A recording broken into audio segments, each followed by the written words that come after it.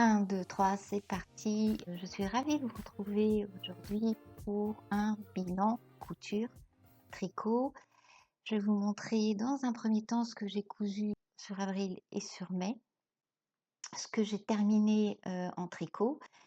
Ensuite, j'aborderai une petite partie achat couture tricot, ce que j'ai envie de coudre, ce que j'ai sur mes aiguilles et pour terminer, un petit peu de blabla sur des petits podcasts que j'aime regarder. Comme la dernière fois, j'avais fait un petit focus sur des podcasteuses que j'ai découvert. Là, je sais pas trop, je veux faire un petit peu au feeling. Et puis voilà, bah écoutez, non, je me suis pas présentée pour celles et ceux qui rejoignent ou découvrent ma petite chaîne. Je suis Delphine. Vous pouvez me retrouver sur Instagram et sur Ravelry uniquement sous le pseudo de Delfstef, Delfstef. J'ai toujours du mal à épeler mon petit pseudo là. Et puis, bah tiens, voilà, je me vois là face caméra. Je vais vous montrer ce que je porte, puisqu'il s'agit d'une petite cousette que je porte par le bas. Le haut, c'est un t-shirt que j'ai chiné dans mon éco-cyclerie habituelle.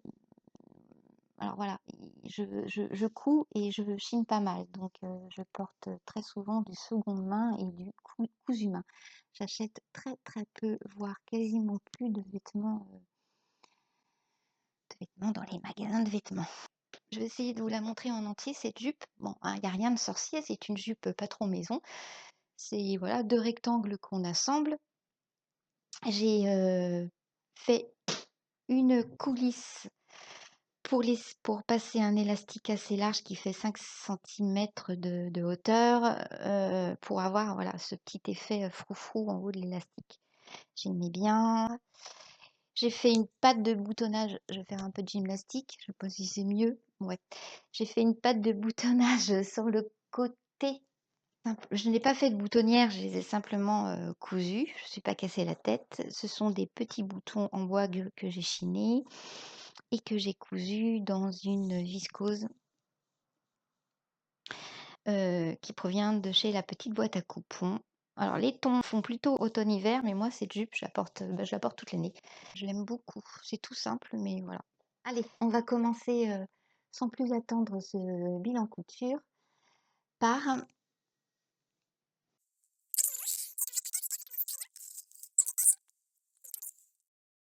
première cousette que j'ai fait, un kimono.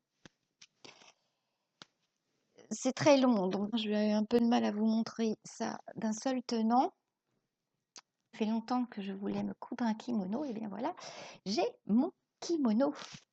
Et pour la petite histoire, j'ouvre une petite parenthèse. Enfin oui, j'ai ça en tête depuis longtemps. Je possédais des pas de patron de kimono en même temps. Il y a beaucoup de kimonos en patron gratuit sur le net. Mais voilà, tant que je ne l'avais pas sous les yeux, ben, je ne faisais pas. Et pour en revenir à la petite histoire, avec mes copines Elodie et Karine, le trio infernal, ce sont mes copines de cousettes et de tricot, mais pas que, nous sommes allés voir l'équipe de M comme Marie qui se trouvait à Nantes fin mars pour animer une masterclass. Bref, je vous passe les détails, très sympa d'ailleurs, l'équipe. Et Marie portait un kimono. On ressort de notre petit rendez-vous et là, Karine nous dit: «Oh là là, j'ai adoré le kimono que portait Marie, j'ai très envie de m'en coudre un, vous êtes partantes les filles?» Mais vu son enthousiasme, je pense qu'on n'avait pas trop le choix. Aussitôt sorti du rendez-vous, on programmait déjà une date pour se coudre ce kimono et on l'a cousu 8 jours après, je crois, hein, le samedi qui suivait, début avril. Donc voilà ma petite version. Allez, je rentre plus en détail maintenant sur la bête. C'est le M comme matin de chez M comme Marie. Marie portait son patron finalement. Alors vous voyez là sur la photo, ça ressemble plus à un peignoir qu'à un kimono, vous allez me dire. Oui, parce que c'était à l'origine, il me semble que c'était une collaboration qu'elle avait fait avec une marque de décoration intérieure assez connue. Je ne me rappelle plus du tout la marque. Je crois que c'était Zodio ou un truc comme ça. Et puis, qu'est-ce que j'en perds mon latin. Oui, donc le peignoir est tout à fait déclinable en kimono pour le porter dans la vie de tous les jours. Donc, c'est un PDF, j'ai pris des petites notes. C'est un PDF qui coûte 6 euros, qui n'est pas très cher, qui est en téléchargeable format A4 ou A0. Au total, il y a 35 pages à assembler. C'est un kimono qui est en taille unique pour femmes et pour hommes. C'est plutôt sympa, je trouve, de faire un peignoir pour ces messieurs. Les marges de couture de 1 cm sont à rajouter. Il y a 7 pièces au total à décalquer dans sa version complète. Moi, j'en ai décalqué beaucoup moins. Je vous expliquerai pourquoi. Pour la version longue, il faut 3 mètres de tissu. Pour la version courte, il faut entre 1,70 m et 2 mètres. Et comme je vous disais tout à l'heure, le M comme matin est à décliner pour plusieurs utilisations différentes. Dans sa version première et en peignoir, à coudre dans du nid d'abeille, dans de l'éponge, dans de la double gaze. Et dans une version à porter tous les jours, on peut très bien le coudre dans un jacquard, dans un crêpe assez lourd, dans une viscose, dans des tissus assez fluides pour une version plus chic et plus décontractée, on va dire. Que ce soit en version courte ou en version longue comme la mienne. Ce petit kimono, non, je l'ai cousu dans une viscose qui est assez épaisse, pas trop fluide, qui provient de chez la petite boîte à coupons.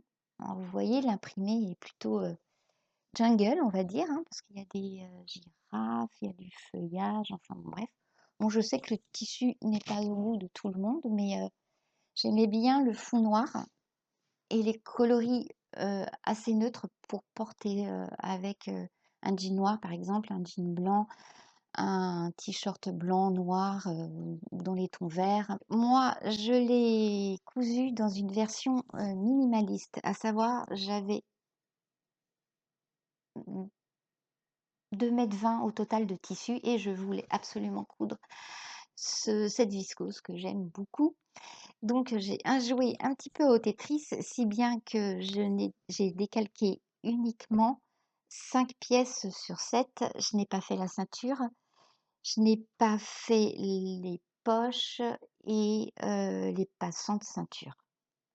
J'ai fait uniquement les manches, le dos, les deux devants et la parmenture qui fait tout le tour du kimono. Alors, au niveau de la parmenture, moi je l'ai faite en 2 fois. Il y a juste, voilà, je ne sais pas si vous allez bien voir, mais ici, là, j'ai rajouté une petite bande que j'ai cousue des deux côtés. Au niveau du col aussi, j'ai fait une petite bidouille parce que ça rentrait pas du tout. J'avais pas assez de tissu. J'avais de quoi faire les poches, mais je les ai pas cousues. Ça restera comme ça. Voilà. Ce kimono, on peut très bien l'utiliser, comme je vous disais, tous les jours pour aller bosser, pour sortir, euh, pour, euh, pour aller à la plage, par exemple, pour traîner chez soi, cosy à la maison. Tout est surjeté. D'ailleurs, surjeté avec la super Baby Lock de Karine. Niveau difficulté, bah oui, on n'a pas. Hein, c'est vraiment très très très simple pour les débutantes, sans problème. Qu'est-ce que je peux vous dire d'autre? Rien de plus. Je vais simplement vous mettre à suivre une petite vidéo ou des photos portées de ce kimono, qu'on peut très bien porter aussi version robe, avec une grosse... J'ai fait l'essai d'ailleurs, je n'ai pas filmé. Je l'ai porté comme ça, avec une grosse ceinture en raffia noir, et puis une petite paire d'escarpins pour sortir un soir. Ça peut être très sympa aussi.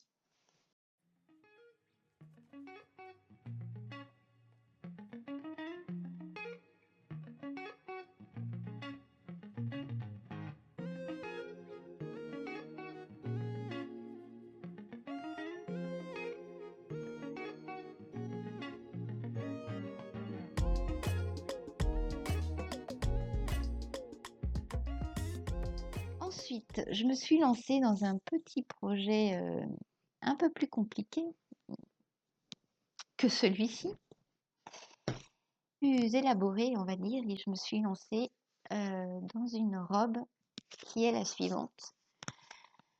La robe Péonie d'atelier 8 avril.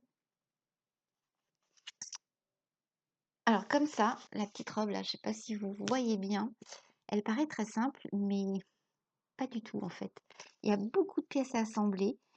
Il y a une multitude de fronces et de petits détails qui fait que je trouve que le niveau de difficulté, là, un ciseau sur trois, ouais, pour des débutantes, c'est quand même costaud, je trouve, à mon goût. Donc, la robe Péonie, elle va du 34 au 48. Je vous montre son petit dessin technique.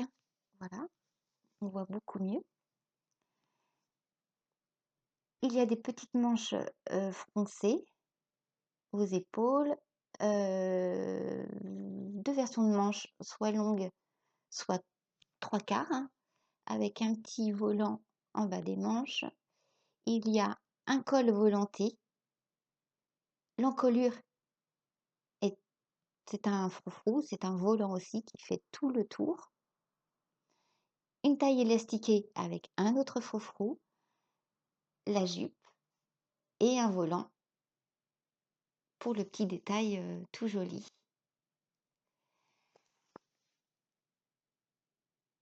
Les petites pinces, si j'ai oublié de vous dire, il y a deux pinces sur le haut. Je reprends mes notes pour vous en parler plus en détail. Donc la version pochette est à 16 €. On peut très bien se procurer aussi le PDF à 10 € en A4 ou en A0. Il y a un calque par taille, ça c'est pas mal. Il y a un cahier technique fourni dans le patron pochette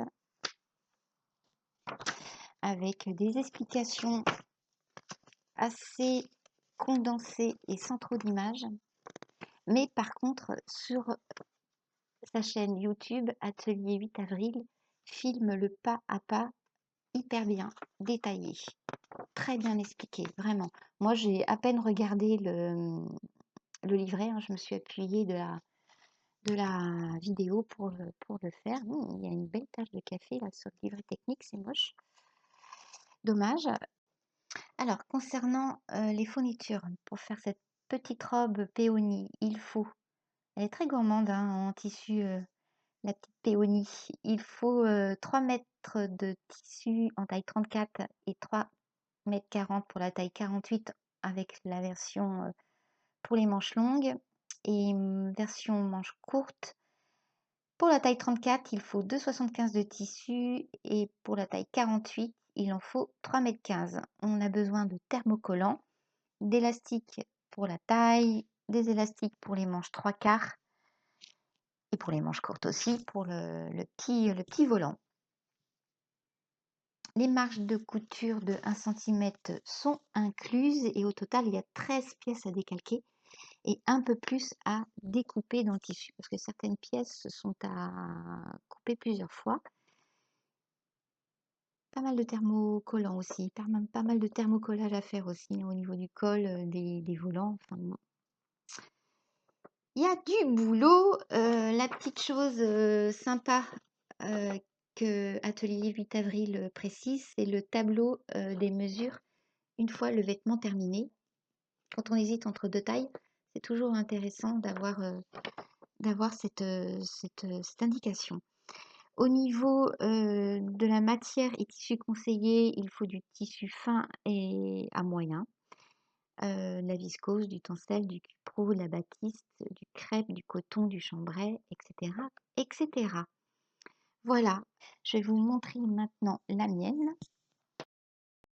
La voici, la voilà. Donc,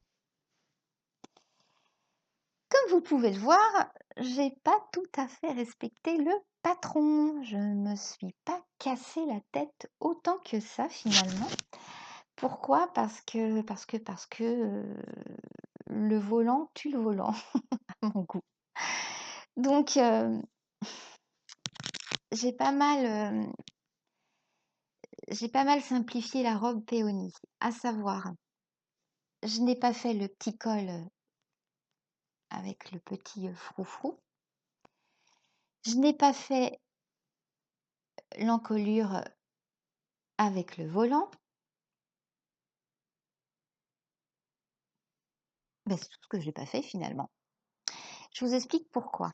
Parce que vous voyez, le décolleté est très très profond déjà. C'est bien ouvert.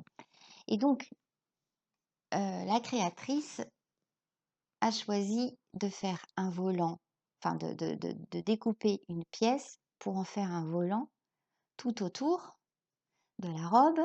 Mais ce volant, il doit être placé à l'extérieur. C'est ce qui donne le décolleté aussi profond finalement.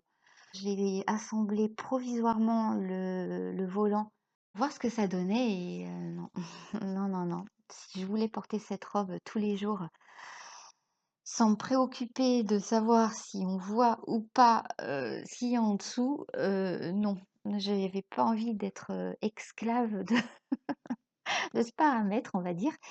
Donc, bah, écoutez, j'ai tout décousu et puis j'ai trouvé l'alternative. J'ai simplement découpé les bandes. Bah non, en fait, j'ai utilisé le volant, tout simplement, que j'ai replié en deux et que j'ai assemblé au buste. Donc, du coup, ça réduit le décolleté, hein.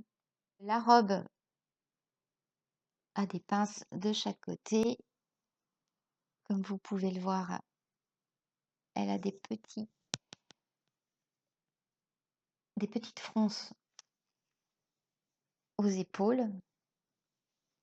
J'ai choisi de faire la version manche longue, enfin manche longue, manche qui arrive, vous voyez, à ce niveau-là au poignet, avec le bas des manches élastiqué,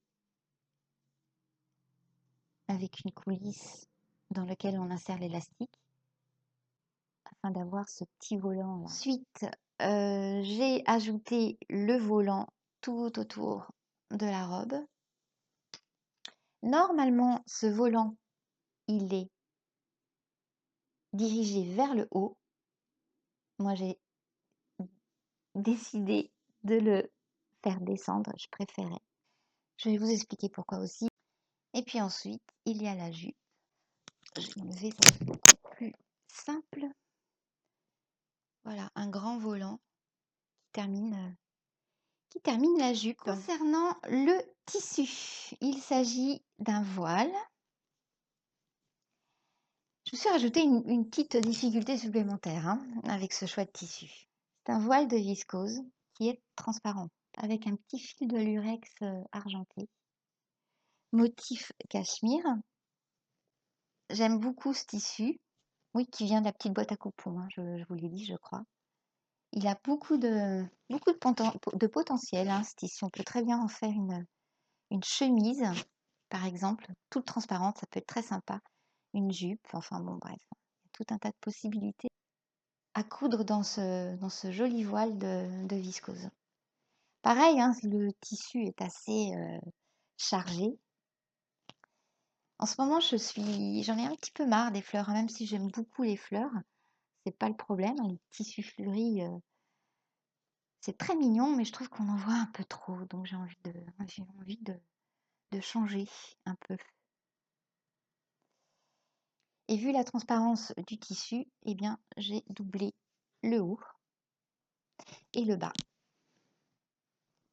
Voilà, la robe est entièrement doublée, sauf au niveau des manches. Je voulais garder ce petit côté transparent, je trouve ça beaucoup plus sympa. La doublure, c'est une viscose blanche que j'ai achetée chez Tissu Myrtille.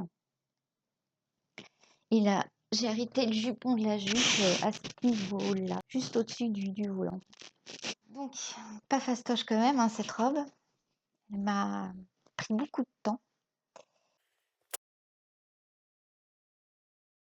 Donc là, on voit bien les pinces, le jupon assemblée à la surjeteuse. J'ai un petit fil d'ailleurs qui traîne. Et puis au niveau de la taille, tout à l'heure, je vous ai dit que la taille était élastiquée. Je ne l'ai pas fait.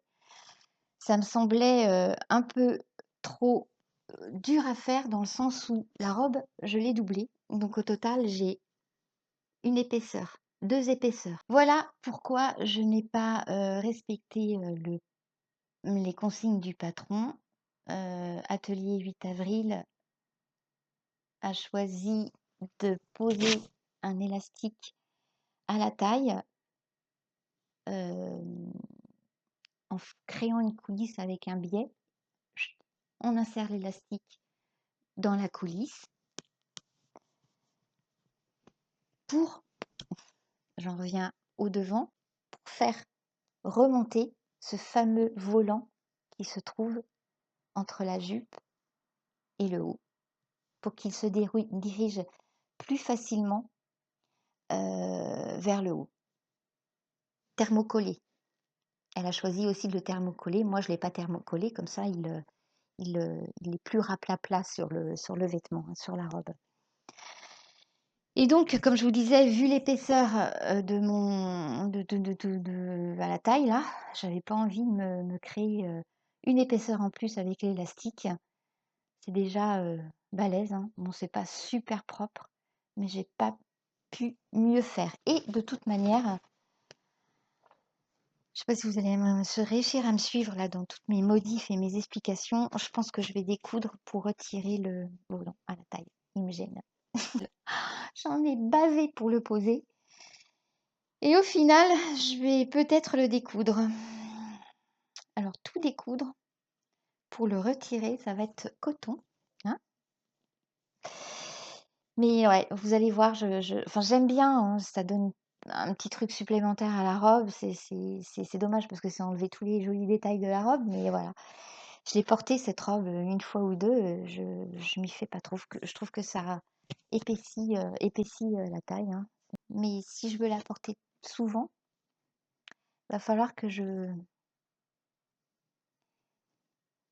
retire ce volant, il n'y a pas de doute. Est-ce que je vais le faire? Je ne sais pas. Est-ce que je vais avoir le courage? Oh, je ne sais pas non plus. Parce que quand on fait,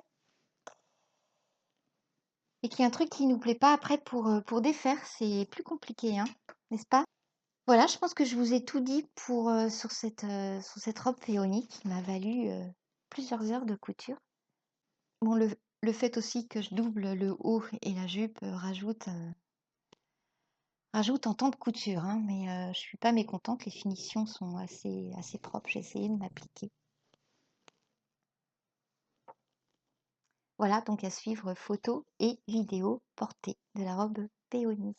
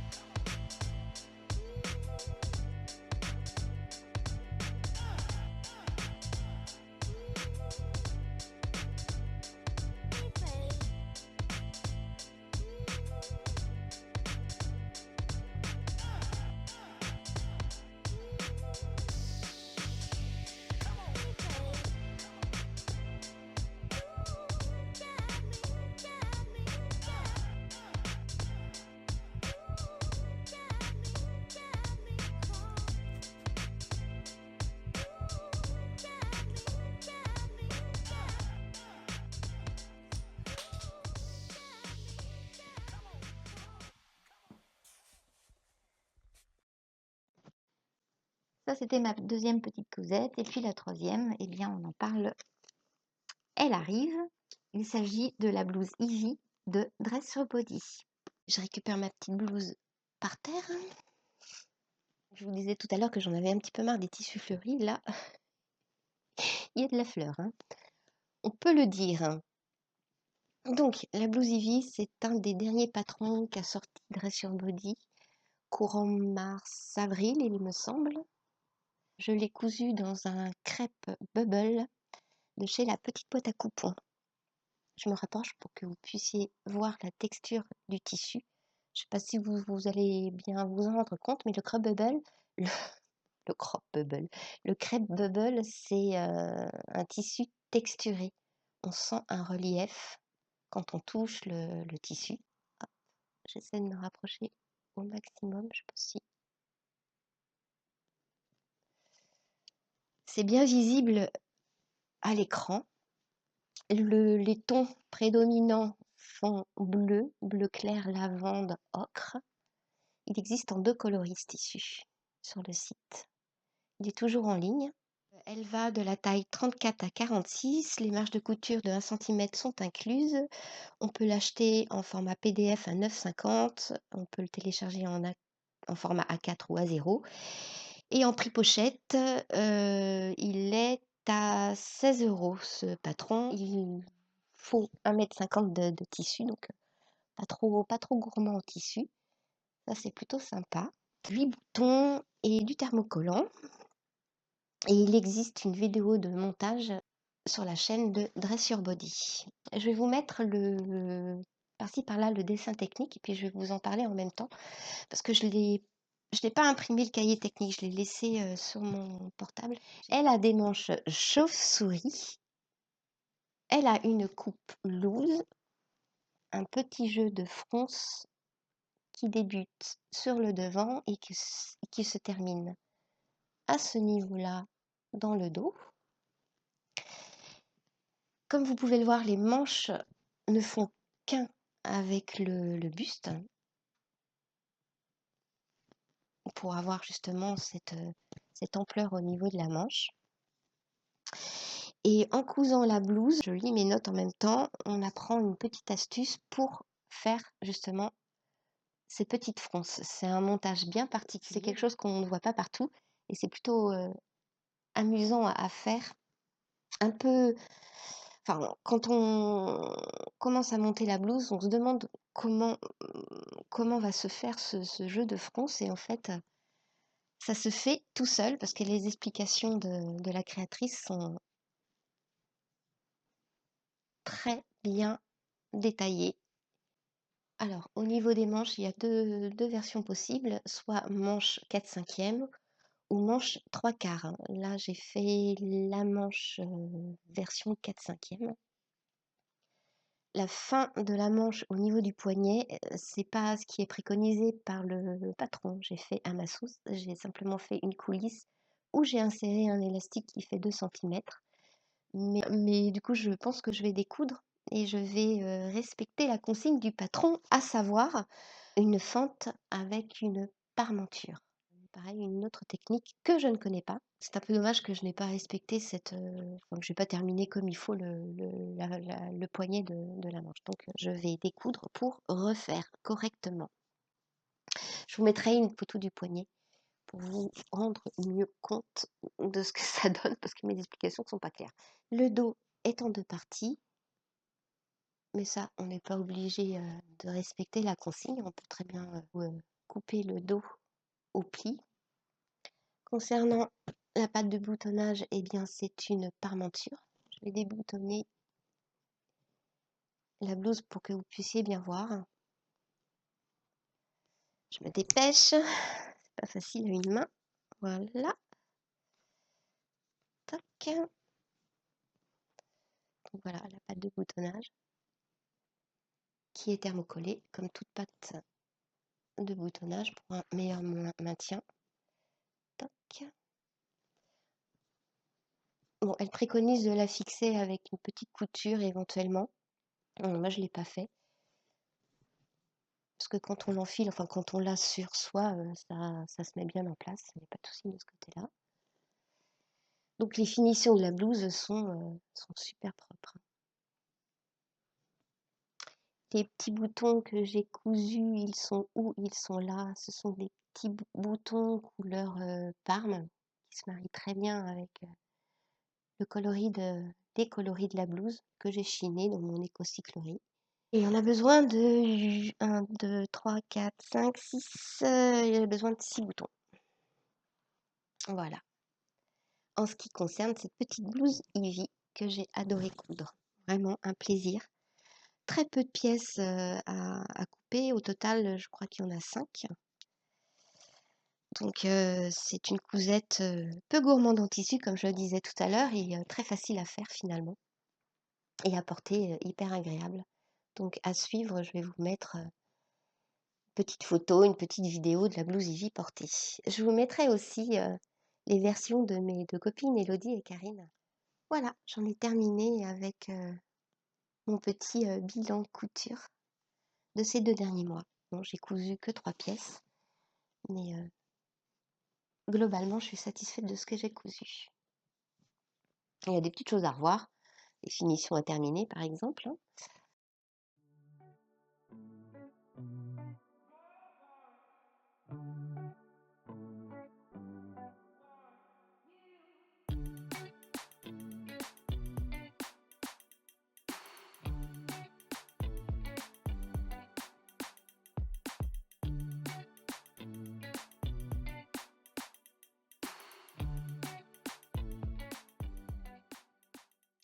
Partie tricot, donc je vais vous montrer un tricot terminé, puis 2 en cours.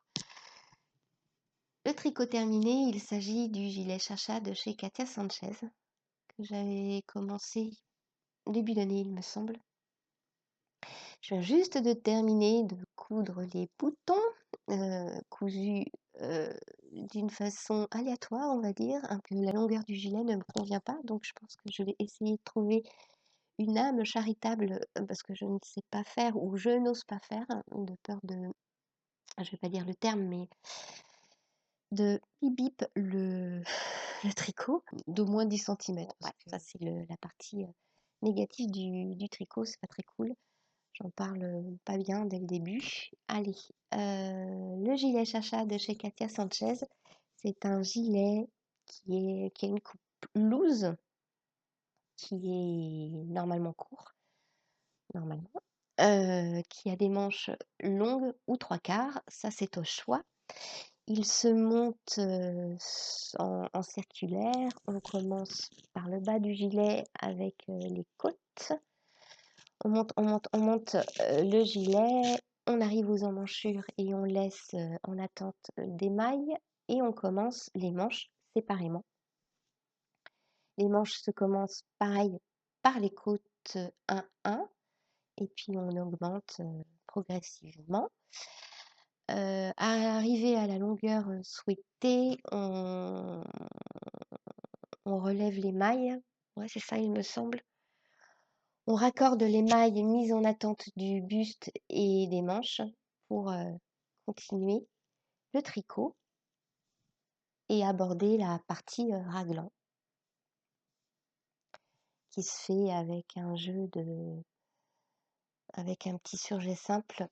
Ça fait un petit trou là au niveau des raglans, plus ou moins visible à l'arrière parce que voilà, il y a du jour. Et puis on monte, on monte, on monte le tricot en faisant un jeu du coup de diminution pour former l'encolure.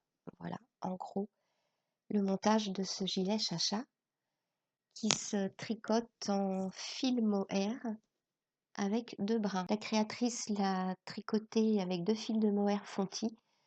Alors moi, je l'ai tricoté avec, dans cette laine, de la pingouin, de la Sweet Air qui contient 50% de mohair, 25% d'acrylique et 25% de laine. Et je l'ai tricoté avec 2 fils. Et j'ai utilisé au total 6 pelotes et demie. J'ai oublié de vous dire, cette laine, je l'avais chinée dans une éco-cyclerie. J'étais tombée sur un lot de 12 pelotes pour 6,50 €. Donc le prix de revient de mon gilet est plutôt sympathique, vu que le patron du gilet Chacha coûte 9 €. Et puis j'ai oublié de vous dire aussi que ce gilet se tricote en aiguille circulaire taille 8, donc il se monte très très rapidement. Et que c'est un patron niveau débutant, sans trop de difficultés. Je vois à l'écran par contre quelque chose qui ne me plaît pas, parce que quand je le regarde comme ça, je ne vois rien de ces espèces de... Vous voyez là? De ce trait, de cette démarcation, je ne sais pas du tout d'où ça vient. Je m'en suis rendu compte là en le voyant devant moi à l'écran. Bon, zut, ça se voit pas comme ça, tant pis, de toute façon c'est ainsi. Concernant le blocage de ce gilet, eh bien écoutez, je ne l'ai pas fait dans les règles de l'art. Je l'ai mis en machine, un programme laine, 30 degrés, et puis je l'ai même passé au sèche-linge. Pour vous dire, c'est pas bien. Mais en tout cas, la texture est la même, hein, il est toujours aussi moelleux, fluffy. Il n'a pas perdu du tout de son poil. Le gilet, il est parfait. Donc, bah écoutez, remarquez, j'étais un peu anxieuse hein, quand je l'ai mis dans mon tambour de machine. Je me dis, oh là là, j'espère que tu fais pas de bêtises. Et j'avais la flemme de faire correctement les choses. Bon, ce n'est pas un exemple à suivre. Voilà, concernant mon projet, enfin mon tricot terminé.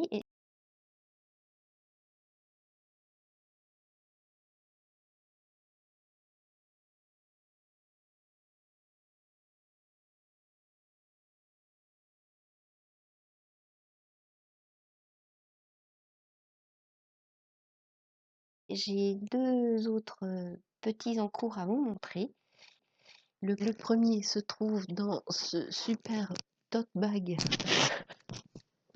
J'ai une patate d'enfer de Dossi, super sac à projet. Il s'agit de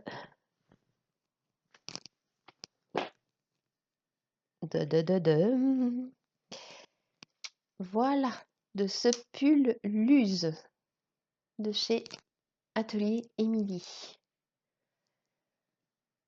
Il est tout chiffonné. J'en suis rendue à ce niveau. Il faut que je termine ce petit jeu de côte. Et puis, il me reste les manches à faire. Il sera terminé. J'en suis super contente. C'est mon premier pull en circulaire. Et je le fais avec l'aide virtuelle, on va dire, de Pic Flamand Rose, qui a organisé ce challenge, je sais plus, c'était l'année dernière, il me semble. Donc du coup, je me suis appuyée de ces vidéos pour, entre autres, commencer le col en double. Elle explique très bien, c'est un montage provisoire qu'il faut faire avec un crochet. Donc voilà. J'ai fait ça et puis après j'ai suivi le pas à pas de ces vidéos pour avancer progressivement dans le tricot. Bon, arrivé un moment, hein, c'est que du jersey, c'est une mère de jersey, donc il n'y a plus trop de difficultés. Mais dans l'ensemble, j'en suis pas mécontente. Depuis le temps que je le vois, ce petit pull rose là. Je le tricote dans une laine chinée et dans une laine neuve. Je vous montre ça. J'ai fait chiner il y a quelque temps cette laine de la cristalline de Georges Picot. Pareil, j'étais tombée sur un lot d'une vingtaine de pelotes. Alors le rose ne rend pas aussi rose que ça à la caméra.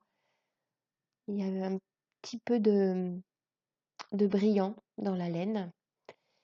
Il fait plutôt là comme ça, vraiment rose malabar quoi. Donc bof bof. C'est pour ça que je l'ai combiné avec la Tin Silk Mohair de chez Sadness Garn que j'ai acheté chez Laine et Tricot. Et les deux combinés font un joli une jolie maille chinée. Très agréable à tricoter là, le duo de ces deux laines. J'aime beaucoup, c'est bien mousseux et elle est légèrement le mohair de la Sadness Garn fait qu'il y a un petit halo fluffy là, mais pas trop, juste bien.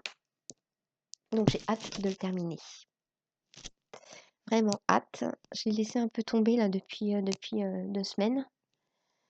J'avais envie de changer pour un autre projet que je vous montre et qui est une paire de chaussettes. Je passe rapidement les détails du pull. Je reviendrai plus précisément quand il sera terminé. Donc j'ai commencé une longue chaussette. J'avais envie de combiner plusieurs laines et d'en faire des rayures. Voilà, je suis assez contente de mon raccord couleur, qui est plutôt discret, et qui se trouve ici plutôt. Non, qui se trouve où? Je sais même pas. Oui, il se trouve à ce niveau. Excusez-moi, c'est pas très fluide. Voilà, il y a un petit peu de trou. Je pense que quand je vais bloquer la chaussette, ça va disparaître, mais le raccord des couleurs est plutôt pas mal. Je suis assez contente. Je me suis aidée de la vidéo d'une joueuse de pelote, il me semble, qui explique très bien comment éviter une démarcation quand on change de pelote. Et j'en suis rendue, voilà, euh, bah, à ce niveau. Il me reste le grafting à faire pour terminer la pointe de la chaussette.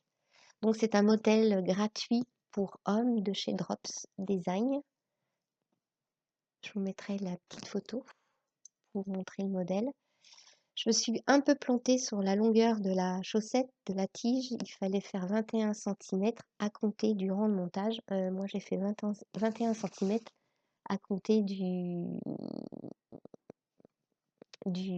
côtes de 2. Donc, ça fait une hauteur de chaussette assez longue.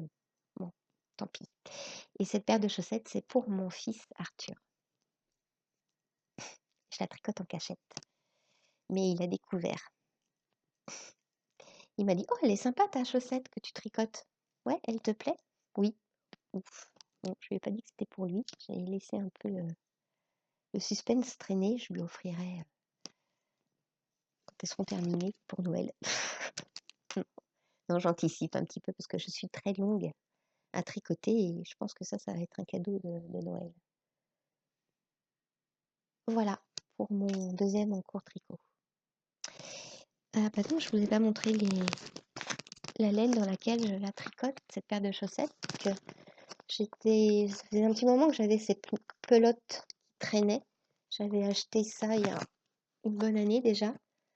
Je vais pas vous dire le nom de la laine parce que c'est imprononçable.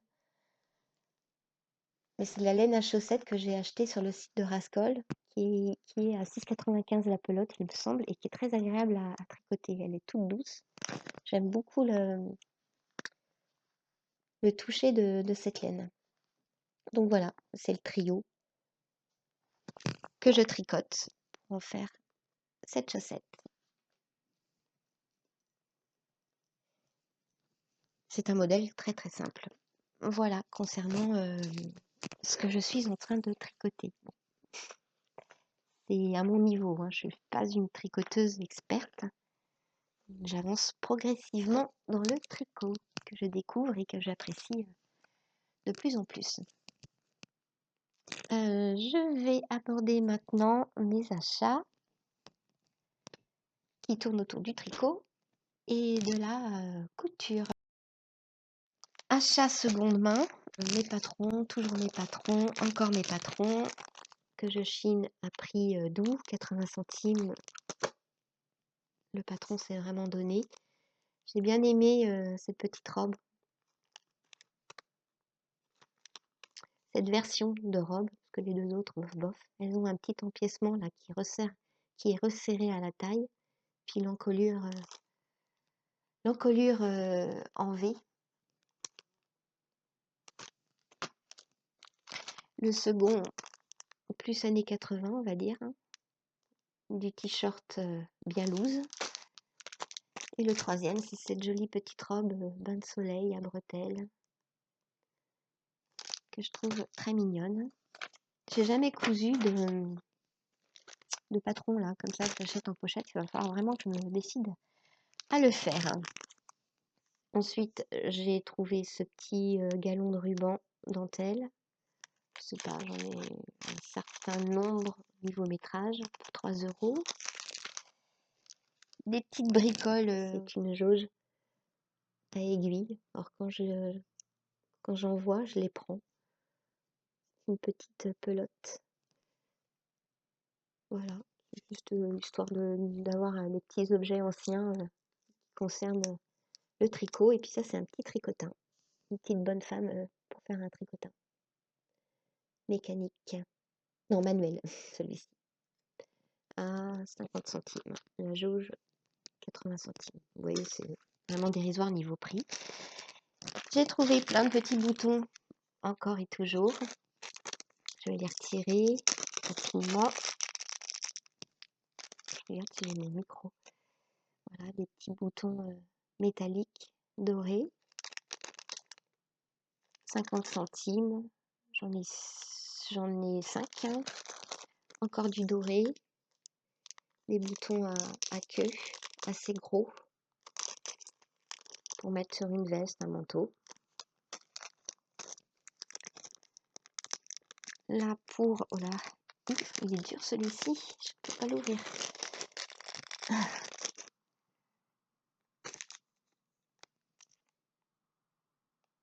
Petit bouton doré avec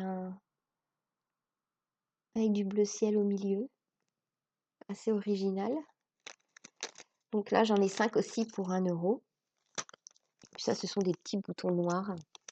Tout petits et tout mignons. Classiques. Voilà. Tac.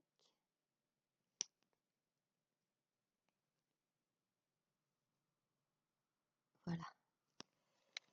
80 centimes, il y en a 8. Et là, il y a 8 boutons noirs. La même chose, mais en plus gros. Ils seront parfaits, ceux-là, pour fermer ma veste M comme matin, justement. C'est la bonne grosseur. Tac. Voilà, concernant les achats. Ah bah si, non, maman, j'ai pas terminé. Encore de la laine, j'arrive toujours à en trouver. La laine fil douce de chez Fildar. C'est pareil, je pense que c'est de la laine qui n'est plus du tout commercialisée, hein, vu les étiquettes en carton. 75% d'acrylique, 20% de kid mohair et 5% de laine. Donc pas mal au niveau composition et elle est bleu marine. J'ai 6 pelotes pour 3 €. J'aime bien quand je tombe sur ce genre de petits lots. Voilà. Donc avec 6 pelotes, j'ai quoi faire un petit projet sympa. Pendant les achats neufs. Oups, je vous montre ça. J'ai acheté ce nid d'abeille couleur noire pour en faire un M comme matin. Je vais copier ma copine Karine qui a copié la créatrice M comme Marie. Et le deuxième, ce tissu moumoute. Ça fait longtemps que j'en voulais un. C'est un tissu, c'est pas facile de l'acheter sur le net. On se rend pas bien compte de la matière, de la couleur. Là, je le voyais en vrai, donc il m'a plu, alors je l'ai pris. Les 2 tissus seront cousus uniquement à la rentrée pour l'hiver. Je vais en faire un sweat inspiré d'une créatrice de patron qui s'appelle La Maison Essentielle. Je vous mettrai de quoi je parle en vignette pour vous montrer. Ça va être beaucoup plus simple. Et j'ai acheté du bord-côte pour faire la bande d'encolure et les poignets et peut-être la bande au niveau de la taille. Voilà, c'est un bord-côte beige. Il paraît blanc comme ça, mais il est beige. Voilà pour mes 2 achats. Ça fait longtemps que j'en avais pas acheté de tissu. Donc j'ai acheté ça, oui, sur un marché au tissu. Je me rappelle plus du tout chez qui j'ai acheté ça. Je vous le dirai quand ils seront cousus, je retrouverai peut-être. Et je ne me rappelle plus non plus du prix. Voilà, je bafouille. J'ai trouvé cette petite cagette au pied d'une poubelle dans la rue. Donc je l'ai prise. C'est pratique. Voilà, concernant les achats seconde main, les achats neufs. Et j'enchaîne maintenant par des petits cadeaux que j'ai reçus de mes copines. J'ai fêté mon anniversaire au mois d'avril et elles m'ont offert, Élodie et Karine, ce livre, voilà, Mon atelier lingerie de Milena Sevet, la créatrice de Eclipse Lingerie Studio. En fait, elle savait même pas que je voulais ce livre. Je l'avais mis dans ma liste des achats et bah voilà, elles connaissent bien mes goûts, donc je suis ravie. Alors je l'ai feuilleté, je pense qu'il faut le lire vraiment en entier, de bien lire toutes ces informations détaillées qu'elle nous apporte pour commencer un modèle. Donc je vous en parle que très peu, de toute manière, beaucoup de youtubeuses en ont fait une revue de presse très détaillée. Donc, et puis, de toute façon, vous devez le connaître, donc il n'y a pas de surprise, hein. Je vous montre juste ce que j'ai eu. Et puis Laetitia, une autre amie, avec qui on tricote souvent. On se fait une fois par mois ou une fois tous les 2 mois des après-midi couture. Elle m'a offert un petit cadeau aussi dans cette jolie petite boîte. Elle m'a offert un petit nécessaire de tricot, entre autres ce fameux Scooby-Doo qui permet de mettre en attente des mailles. Donc j'ai testé sur mes manches du pull Luz. J'ai mis mes mailles en attente avec ce câble. C'est pas mal, j'aime bien. C'est un câble qui est vendu chez Sostgreen. Je n'arrive jamais à prononcer ce mot. Toujours de la même marque, elle m'a offert des petits stoppers Stitch. C'est des embouts qu'on fixe au bout des aiguilles pour ne pas perdre ses mailles. C'est rigolo, c'est en forme de fleur. Et il y a plusieurs tailles. Zut! Il y a plusieurs tailles d'embouts. J'ai tout fichu par terre. Voilà, ça c'est pour des grosses aiguilles. Le plus petit, c'est celui-ci. Non, c'est celui-là. Donc au total, il y a 4 tailles. Les couleurs sont jolies, j'aime bien. Voilà, il y en a partout. Des petits arrête-mailles.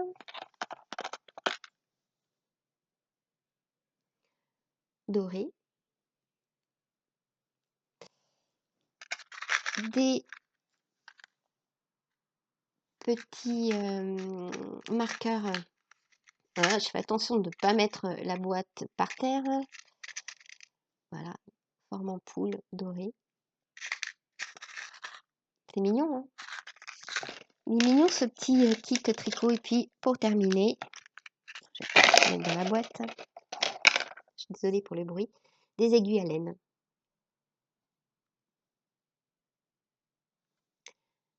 4 couleurs différentes. Elles sont jolies aussi. Voilà, j'étais toute contente de recevoir ces jolis cadeaux des copines.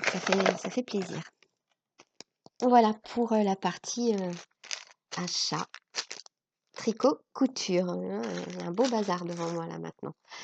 Maintenant, je vais vous parler de mes encours. Oh là là, ce podcast va durer des heures, il va être ennuyeux au possible.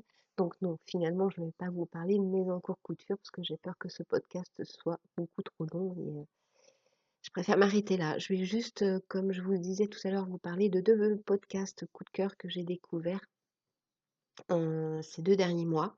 Le premier, c'est un podcast d'une, tricoteuse qui s'appelle MP Tricote. Bien entendu, je vous mettrai, un petit screenshot et le lien dans la barre d'infos. C'est une québécoise. Et le nom de sa chaîne s'appelle Le temps d'une laine, que j'ai découvert grâce aux suggestions YouTube. J'adore ses podcasts, ses tricots, sa façon d'en parler. Elle est très inspirante dans le choix de ses tricots et de laine. Elle en parle très très bien.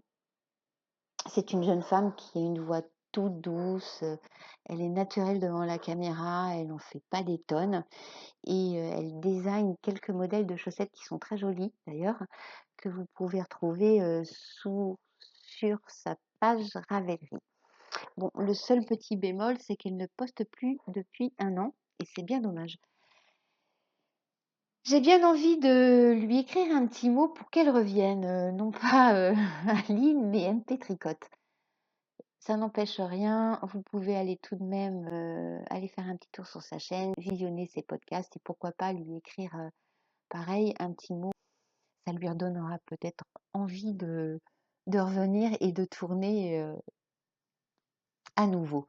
J'ai visionné, toute cette vidéo avec beaucoup de plaisir le soir, tout en tricotant. Voilà, ça c'est mon premier podcast, coup de cœur tricot et le second, c'est en écoutant les recommandations de chaîne de Pauline BZK, que j'aime beaucoup regarder, au passage, que j'ai découvert la chaîne et le compte Instagram de Grisette. Et là, magie, je suis tombée sous le charme de l'univers féerique de Grisette. C'est une jeune femme qui s'appelle Maïna, elle a une petite voix toute douce, elle est toute jolie et elle est très très douée dans beaucoup de domaines. La couture, elle a un style plutôt rétro vintage moderne. C'est pas forcément le mien, mais j'aime beaucoup. Elle est très douée aussi en photo, en déco, elle chine beaucoup et je pense qu'elle est très douée aussi en montage vidéo. Elle doit maîtriser les logiciels sous le bout des doigts parce qu'elle fait des vidéos magiques et très poétiques. Voilà. Donc j'ai visionné toutes les vidéos de Grisette comme si c'était une série Netflix, hein, pareil que celle de MP Tricotte. Je pense que vous devez connaître sa chaîne à mon avis. Ça doit pas être une découverte, ça l'est pour moi et c'est pour ça que je tenais, à vous en parler parce que c'est mon deuxième podcast coup de cœur découvert couture. Voilà, assez de blabla, je m'arrête là. J'espère que vous apprécierez ce long podcast. Je crois que je vais m'amuser à faire le montage maintenant, à moins que je fasse appel à Grisette.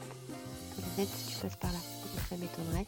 N'hésitez pas à me laisser des petits commentaires, des petits pouces, j'aime, à vous abonner si le cœur vous en dit.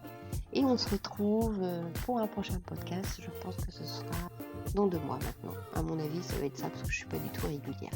Voilà, merci beaucoup pour votre attention et je vous souhaite un bon mois de juin et juillet. Ciao!